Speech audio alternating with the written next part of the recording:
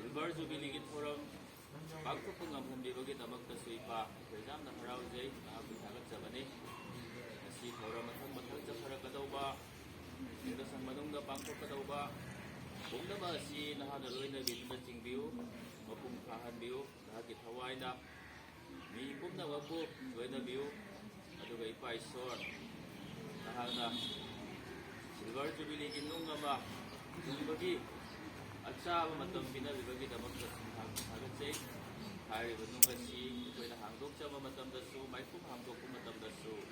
nahanaloy na biyo hay doon na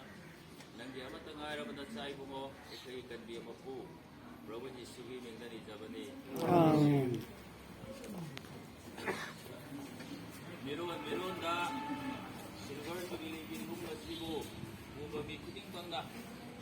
Ismo na Iko'y bumibukong na kaagad Huwag na binutan si Mirag Sivado Iksin na ba So na iko'y ginabag At naubabas ng mga kaya Tawag kiyahay ba sinigsin na ba Diba Nungin na layra ba so Nung asila Layat na na Mising di mapamda Yesu Krista gikan di bagi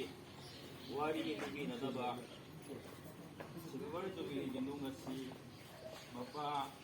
masang pa, masang kawain kung malimit na may kumbukok rin. Dalam kulit mo.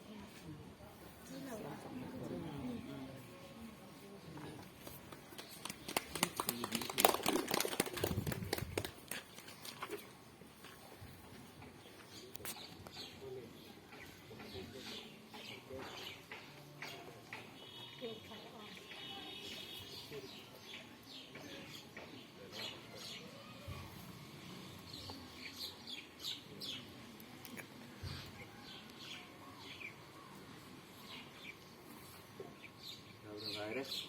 sudah, saya kurang